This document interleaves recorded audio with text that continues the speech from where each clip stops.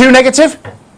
Look at the market. I mean, I think probably, but you know, it is quite normal for, particularly around an earnings season, people talk down the numbers because all you're doing is you're setting expectations even lower, and it doesn't take much to beat those. And we kind of have seen that. I mean, some of the earnings out this morning, for instance, Philips, actually okay, pretty good shares rallying on the back of it. So I think there is a lot of pessimism out there, but maybe looking at the numbers, so to speak, and I know we've had more downgrades than upgrades, but maybe the numbers are telling a bit of a different story. So how much more adjustment of full year expectations do you think we're going to see?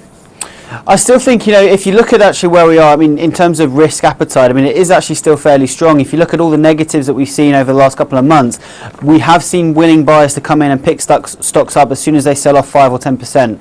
You know, and as long as we keep that momentum going, then I still think we're looking fairly optimistic towards the end of the year. And what is the lag between economic pickup and earnings pickup longer than normal at the moment? Is that one of the reasons we're seeing this? I actually think it's a bit.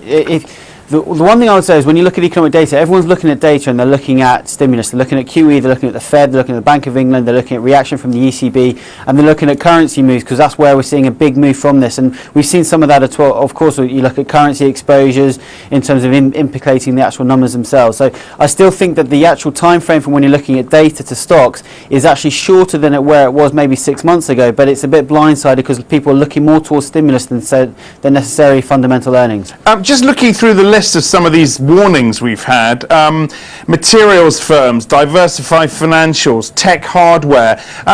What sectors would you stay away from with, you know, in hindsight now, I guess? I still think I mean, the China story for me is still a relatively concerning. I know we had some decent pickup in the GDP side of it from an import perspective, and that's where most people are focusing on, the imports as opposed to the weakening exports. But I still think that's a very volatile area at the moment to be putting investment funds into.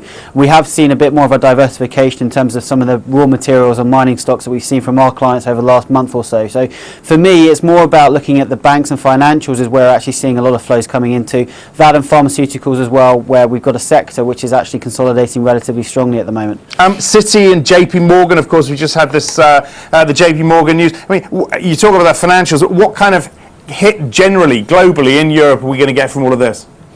Well, I mean, you're looking at it from the investment banking side of it. That's where most people are looking at the numbers side. So the one thing I would say is when you look at those companies and when you look at those big US corporates when they're reporting, try and divorce the legal costs and where you look at in terms of like settlements, for instance, from a regulatory perspective, because if you divorce that side of it, actually the numbers look fairly strong. So fundamentally, I think there's a lot of things to be optimistic there.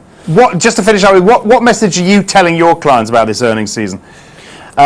Try and look at the numbers and try not to get necessarily a little bit taken away by the whole stimulus program. And we got obviously payrolls out later on as well. So, you know, it's very easy to forget about the actual corporate fundamentals and look purely at going with the trend. And that's what a lot of our clients are doing. To be fair, they've been doing it quite well, so it's hard not to dissuade them from that. Actually, and to come